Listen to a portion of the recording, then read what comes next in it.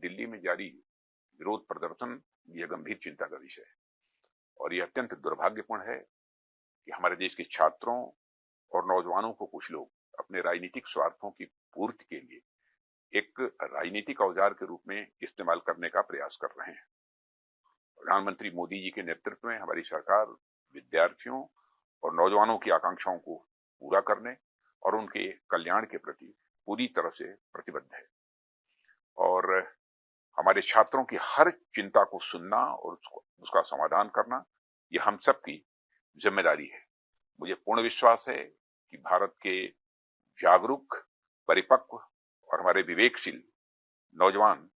ऐसे भ्रामक प्रयासों को भली भांति समझते हैं और वे प्रगति, विकास तथा राष्ट्र निर्माण के ही वो मार्ग को चुनेंगे। मैं पूरी तरह से आश्वस्त हूं। हम इस बात के लिए भी पूरी तरह से प्रतिबद्ध हैं कि किसी भी व्यक्ति, विशेषकर हमारे छात्रों और नौजवानों के साथ किसी भी प्रकार का अन्याय न हो और विपक्ष के कुछ नेताओं द्वारा मैन्युफैक्चर्ड एक सेंस ऑफ एंगर, आक्रोश लोगों के अंदर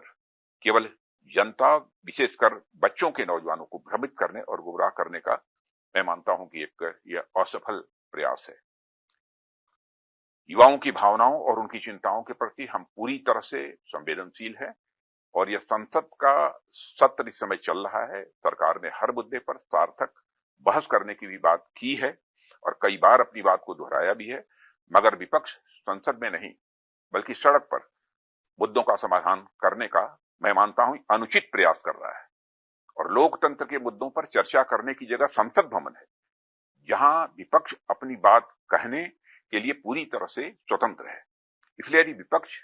गंभीर है तो मौजूदा मानसून सत्र को सुचारू रूप से चलाने में व्यवधान न उत्पन्न करे और संसद में जिन भी मुद्दों पर वह चर्चा करना चाहता है वो मुद्दों पर चर्चा करे और सदन का और सरकार का ध्यान आकर्षित करें।